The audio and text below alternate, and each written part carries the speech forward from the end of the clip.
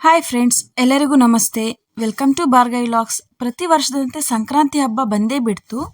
ಇವತ್ತು ನಾನು ನಿಮಗೆ ತಿಳಿಸುವಂಥದ್ದು ಎಳ್ಳು ಬೆಲ್ಲ ರೆಸಿಪಿ. ತುಂಬ ಸುಲಭವಾಗಿ ಮಾಡೋದು ಹೇಗೆ ಅಂತ ನಾನು ನಿಮಗೆ ತಿಳಿಸ್ಕೊಡ್ತಾ ಇದ್ದೀನಿ. ತುಂಬ ಜಾಸ್ತಿ ಕ್ವಾಂಟಿಟಿಯಲ್ಲಿ ಏನು ಮಾಡ್ತಾ ಇಲ್ಲ, ನಾನು ಬರೀ 2-3 ಮಾತ್ರ ಆಗುವಷ್ಟು ಮಾಡ್ತಾ ಇದ್ದೀನಿ. ಏನೇನು ಬೇಕು ಪದಾರ್ಥಗಳು ನಾನು ನಿಮಗೆ ತಿಳಿಸ್ಕೊಡ್ತಾ ಇದ್ದೀನಿ.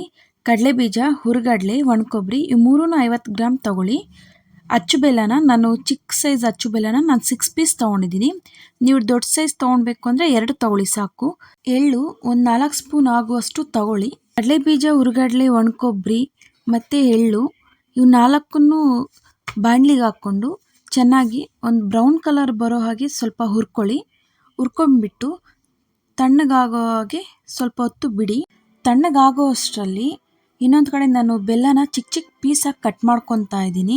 ಉಳಿದಿರೋ ಪುಡಿನ ನಾನು ನೈಟಲ್ಲಿ ಲೆಮನ್ ಹಾಲು ಆ ಥರ ಮಾಡ್ತೀನಿ, ಅದರಿಂದ ಅದಕ್ಕೆ ಮಿಕ್ಸ್ ಮಾಡ್ಕೊತೀನಿ. ನೀವು ಕಾಫಿ, ಟೀ ಅದಕ್ಕೆಲ್ಲ ಮಿಕ್ಸ್ ಮಾಡಿಕೊಂಡು ಕುಡಿಬೋದು, ಚೆನ್ನಾಗಿರುತ್ತೆ. ಕಡಲೆಬೀಜ ಹೊಟ್ಟೆಲ್ಲ ತೆಗೆದಿದ್ದೀನಿ. ಇವಾಗ ಹುರಿಗಡಲೆ, ಕೊಬ್ಬರಿ, ಬೆಲ್ಲ ಏನೇನಿರುತ್ತೋ ಹುರಿದಿರೋದು ನಾವು ಎಲ್ಲ ಒಂದು ಬಟ್ಲಿಗೆ ಹಾಕಿ ಇಟ್ಕೊಳ್ಬೇಕು. ನಿಮಗೆ ಬೇಕಾದರೆ ಕಲರ್ ಈ ಥರ ಜೀರಿಗೆ ಪೆಪ್ಪರ್ಮೆಂಟ್ ಸಿಗುತ್ತೆ, ಈ ಥರದ್ದು ಆಗ್ಬೋದು. ನಾನು ಹಾಕ್ತಾಯಿದ್ದೀನಿ. ಸಂಕ್ರಾಂತಿ ಹಬ್ಬದ ಎಳ್ಳು ಬೆಲ್ಲ ರೆಡಿಯಾಗಿದೆ.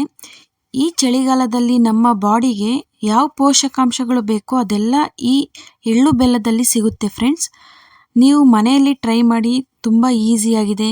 ನಿಮ್ಮ ಫ್ರೆಂಡ್ಸ್ಗೆ ಆ್ಯಂಡ್ ಫ್ಯಾಮಿಲಿ ಮೆಂಬರ್ಸ್ಗೆಲ್ಲ ಶೇರ್ ಮಾಡಿ. ಈ ವಿಡಿಯೋ ಇಷ್ಟ ಆಗಿದರೆ ಪ್ಲೀಸ್ ಲೈಕ್ ಮಾಡಿ ಆ್ಯಂಡ್ ಸಬ್ಸ್ಕ್ರೈಬ್ ಮಾಡಿ.